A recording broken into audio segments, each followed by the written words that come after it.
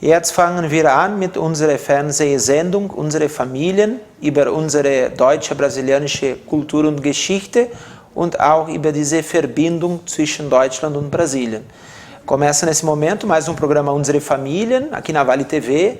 Nós temos a alegria de ter conosco hoje Mauritius von Dubnitz, do Instituto Martins Staden, diretor do Instituto Martins Staden, da cidade de São Paulo.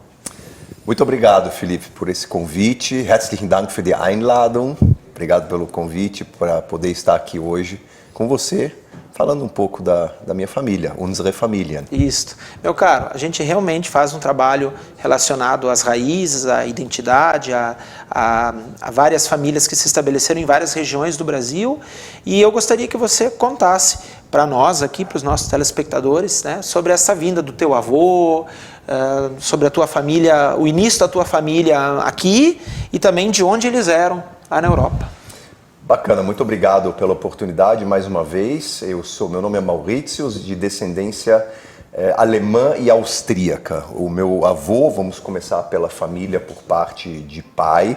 O meu avô, por parte de pai, ele foi de uma família da Boêmia, da antiga Boêmia, na atual República Tcheca. E no final do século XIX, Felipe, a família foi expulsa pelos alemães e foram para a Áustria. O que fez então com que o meu avô, por parte de pai, tivesse nascido em 1906 em Stockerau, na Áustria. Ele lá nasce, mas a família retorna depois para a região da Boêmia, para uma cidade chamada Willemov, e ali permanecem durante toda a infância, juventude. Ele vai para Viena, estuda em Viena economia e em 1929, com quebra da bolsa e toda a crise mundial, as dificuldades econômicas instaladas, ele procurou uma nova, vamos dizer assim, uma nova vida. Ele era jovem, ele tinha 23 anos de idade e tinha uma irmã. Eles eram uma família com 9 irmãos. Eram 6 meninas, 3 meninos e ele decidiu então buscar uma nova vida e uma das irmãs dele era governanta da família Orleans e Bragança na cidade de Petrópolis, no estado do Rio de Janeiro. Ela incentivou ele a vir para cá. Exatamente, o incentivou a vir para o Brasil em 1929 e isso ele fez.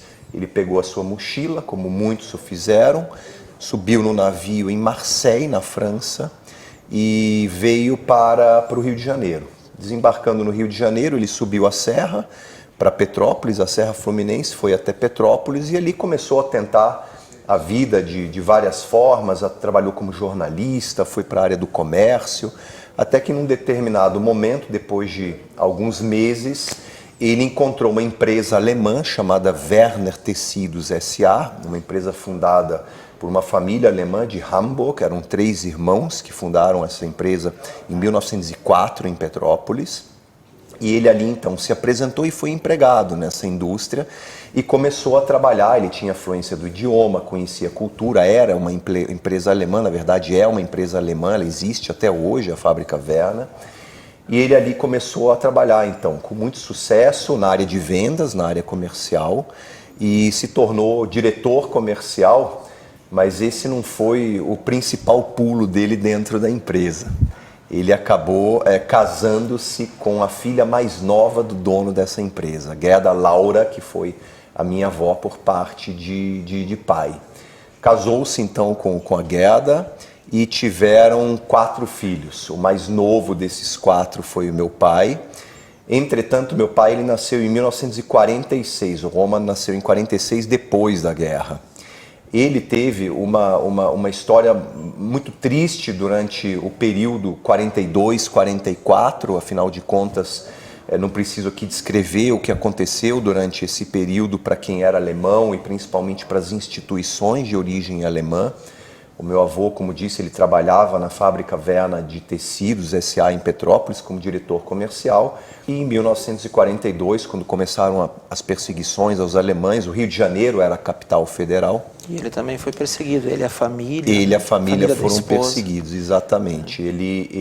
A fábrica também foi fechada. Foi fechada. Eles subiram a serra para Petrópolis e a empresa ela é localizada num bairro chamado Binhan, ou seja, é uma das primeiras indústrias que se encontra quando se entra em Petrópolis. E o que aconteceu? Eles entraram na fábrica, a fábrica foi desapropriada pelo governo brasileiro e ele se tornou prisioneiro de guerra, ou seja, eles tentaram negociar com ele no chão de fábrica uma possível liberdade, mas ele, como era sempre muito reto, muito correto, ele disse: no chão de fábrica, pela minha liberdade, eu não pago um tostão.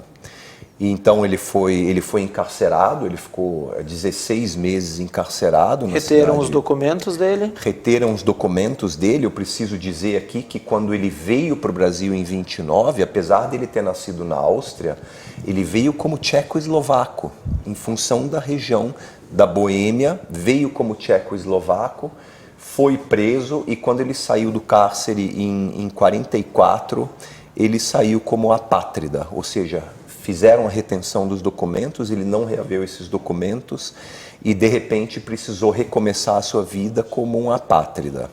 E o que ele fez ali então, ele foi até a embaixada da Alemanha no Rio de Janeiro como capital federal e havia um decreto muito interessante de 20 de abril de 1937 que previa que todos os alemães que no final do século XIX foram expulsos da Boêmia, que a estes alemães seria concedida a cidadania alemã, exatamente. E aí, descobrindo isso, ele fez esse encaminhamento. Exatamente, fez esse encaminhamento, recebeu a cidadania alemã, ele se tornou então alemão em função desse decreto de 1937. E aí o meu pai, que nasceu depois em 1946, Roman, ele acabou também recebendo a cidadania alemã, eu acabei recebendo, meus filhos hoje têm a cidadania alemã. E nesse sentido eu sou muito grato à Alemanha como país, por isso ter sido a ele concedido. Tem um episódio que você me destacou que entraram na propriedade e acharam que ele tinha ligações com o governo. Entraram na propriedade. Quando estourou a Segunda Guerra Mundial, Felipe, ele estava na Europa com a minha avó e com as duas filhas mais velhas. E ele logicamente foi chamado para servir ao exército, ele informou que estaria indo para o Brasil, foi autorizado, mas logicamente constava ali nos registros que ele havia saído da Europa e ido para a América do Sul quando se iniciou a Segunda Guerra Mundial. E ele, quando ele foi preso realmente dentro da fábrica Werner em Petrópolis, antes de levá-lo para o cárcere, eles foram até a propriedade dele, uma propriedade muito bonita que ele construiu, cravada na Serra dos Órgãos, que existe até hoje, e foram até os jardins e reviraram todos os jardins em busca de radiotransmissores, achando que ele poderia ser um informante de informações privilegiadas para os submarinos alemães que navegavam pelos mares mundiais. Lá encontraram, logicamente, mas veja como foi difícil aquele momento, aquela época para eles. E aí, pós Segunda Guerra, naturalmente também dificuldades, né, para recomeçar a vida profissional. Foi muito difícil. Ele saiu do cárcere. A minha avó, ela foi realmente, a Gerda Laura, ela foi realmente uma heroína. Ela foi uma heroína porque ela conseguiu manter esses 3 filhos. Foi um momento bastante difícil. Eles tinham uma horta, tinham vacas, tinham um cavalo para o transporte. Mas ele saiu depois do cárcere, se tornou alemão. E como ele tinha esse know-how da indústria têxtil, tendo trabalhado numa empresa que fabricava e fabrica seda, ele decidiu então partir para a área de fabricação e comercialização de máquinas para a indústria têxtil. E nesse sentido ele falou: eu vou começar representando esses fabricantes de máquinas, alemães, italianos, austríacos, europeus, suíços também. E em 1957 ele construiu uma empresa em Guarulhos chamada Raisky Máquinas, E ali, de acordo com a situação e o grau de abertura do país, ele ou importava as máquinas da Europa para o Brasil e as revendia aqui para os fabricantes têxteis, ou ele produzia sob licença essas máquinas na empresa familiar em Guarulhos. E dessa forma ele então se reergueu, ele chegou a comercializar produtos de aço também, geradores, ele durante um tempo foi um grande importador de geradores também aqui para o Brasil, e dessa forma ele conseguiu se reerguer. Tendo residência no Rio de Janeiro. Tendo residência no Rio de Janeiro, na verdade em Petrópolis, na cidade de Petrópolis. Ele, para ser sincero, Felipe, quando terminou essa fase da Segunda Guerra, ele tinha um sonho, um desejo de voltar para a Europa. E a minha avó, a esposa dele, ela sempre dizia para ele, olha, eu não sei se é o momento certo de voltarmos para a Europa, porque você lá não vai ter a liberdade que você eventualmente vai poder ter aqui, as oportunidades de realizar negócios que você vai ter aqui no Brasil. E ele ouviu o que ela falou, mas ele falou, eu tenho um objetivo, nós temos 4 filhos, eu gostaria de mandar os meus filhos para uma formação na Europa e estrategicamente no momento em que o 4º filho, o mais novo, fosse para a Europa, ele talvez pegaria as malas dele com a minha avó e voltariam para lá. Mas o que aconteceu? A filha mais velha foi, a segunda foi, o 3º filho foi, e quando o meu pai, como caçula, com 11 anos, foi enviado para um internato na Suíça, a filha mais velha estava regressando para o Brasil, dizendo, papai, mamãe, meu país é o Brasil, eu quero ficar por aqui. E aí os planos dele acabaram realmente indo por água abaixo. Modificados. Exatamente, indo por água abaixo. E os 4 filhos então foram, mas voltaram todos para o Brasil. É muito interessante isso. O Brasil ele é como um imã, ele é um país que atrai. Realmente isso aconteceu comigo também me formei na Alemanha, mas depois de 3 anos e meio de formação retornei para o Brasil nos anos 90, mas dando continuidade. O meu pai então voltou, ele foi para a Suíça com 11 anos, fez o internato até os 18, ele foi para a Áustria depois para fazer a faculdade dele na cidade de Innsbruck. Ali ele se formou e com desejo de voltar para o Brasil, ele regressou no final de 1971, início de 72, formado e casado com uma austríaca, que é a minha mãe. Então ela vive agora há 50 anos aqui no Brasil. Então, por esse motivo, o meu relacionamento austríaco e alemão, esse vínculo muito forte com os 2 países, exatamente. Depois, teus pais aqui, teus irmãos, né? Você, são 5, Somos né? em 5, exatamente. E aqui cresceram, estudaram também fora, como você disse, né? Tua trajetória. Exato. Mas assim, em que momento o Mauritius passa a São Paulo e também essa ligação com o instituto que você hoje naturalmente aí também está à frente e dirige? Uma história interessante, eu fui para a Alemanha, nunca estudei em escola alemã, sempre numa escola brasileira, na cidade de Petrópolis, e o objetivo nosso, nós tínhamos a empresa familiar, a Reisky Máquinas, em Guarulhos, e havia uma necessidade de mão de obra qualificada para o chão de fábrica. Eu terminei o meu, na época, 2º grau, comecei a cursar engenharia mecânica no Rio de Janeiro e percebi que não era aquilo que eu queria algo muito mais prático.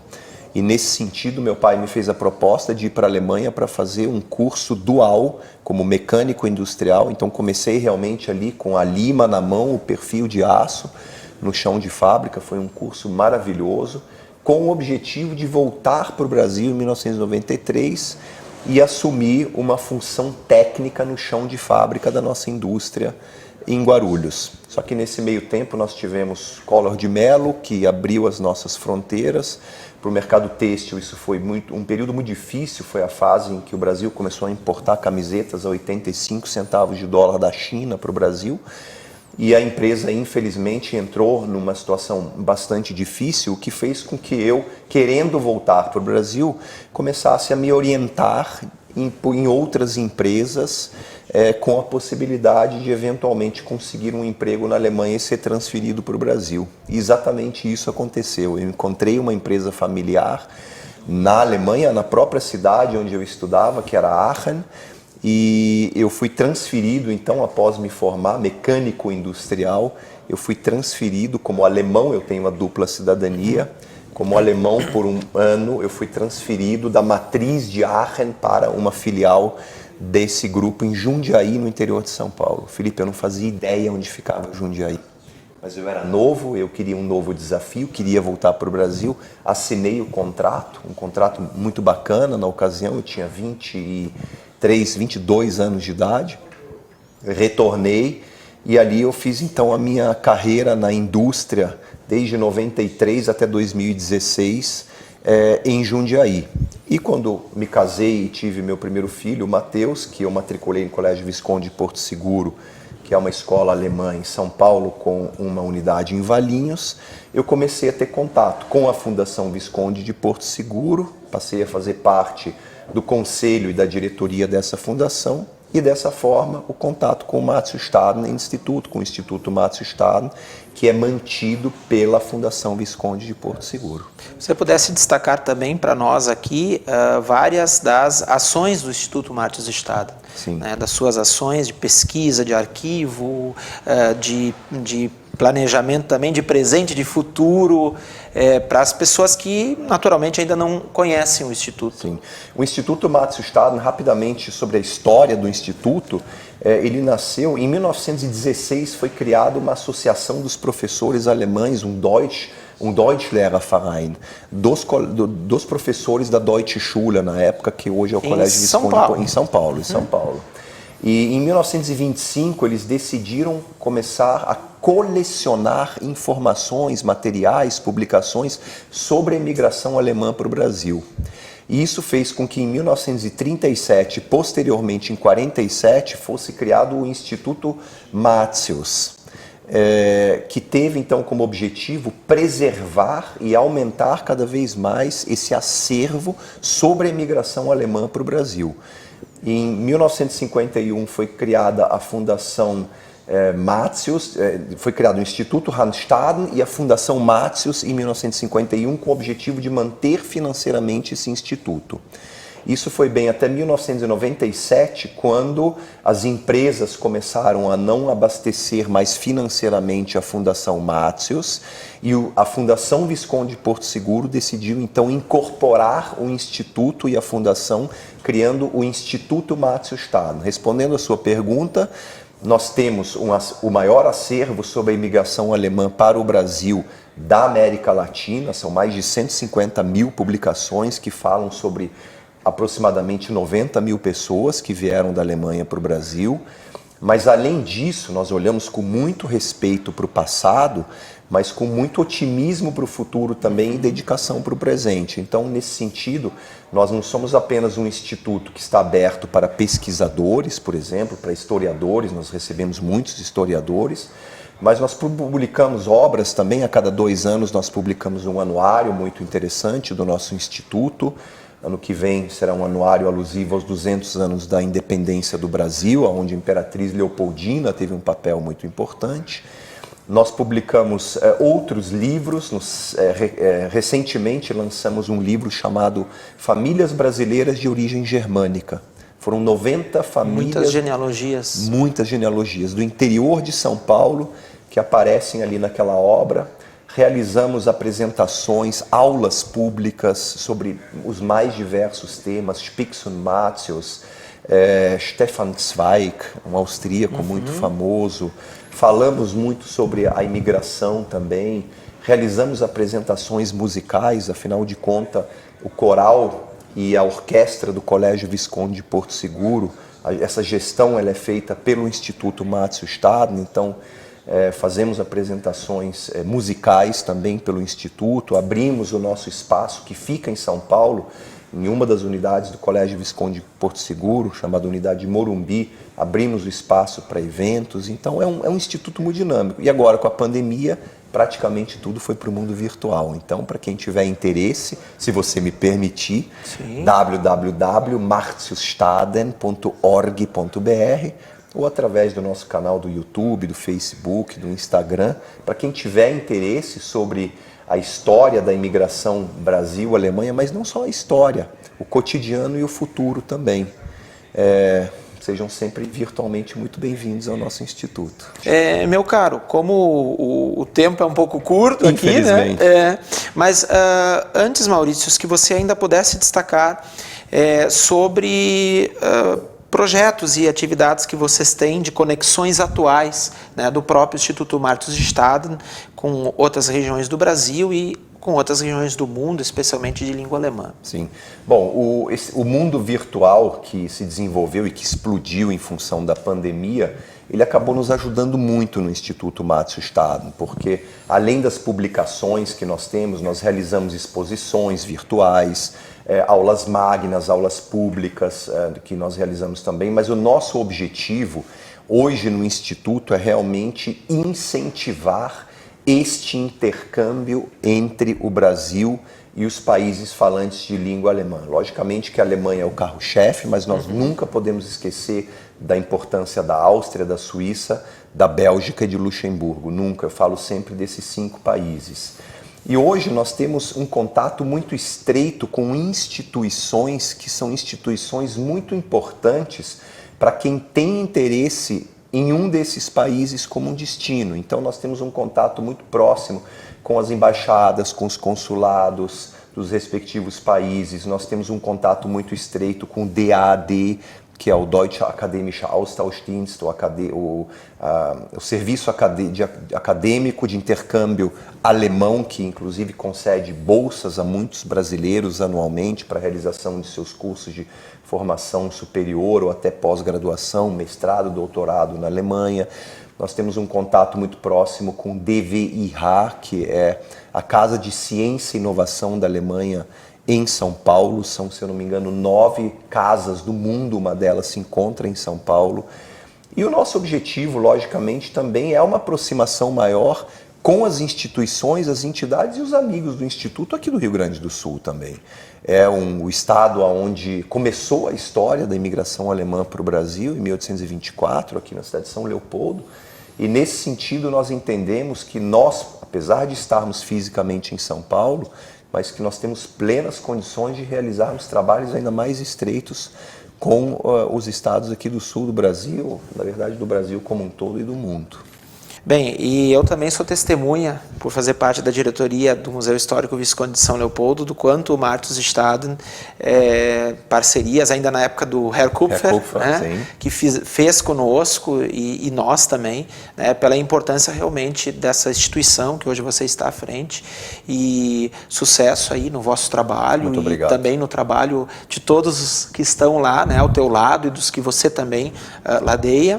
E obrigado pela presença aqui, né, é uma das presenças mais distantes em quilômetros aí, né, lá de São Paulo, e estando aqui conosco, Maurício, obrigado, e obrigado a todos vocês que nos acompanham aqui na Vale TV, continuem nos acompanhando no canal 14 da NET e também na internet, no Facebook e no YouTube, nosso projeto, nosso programa Unsere Familien.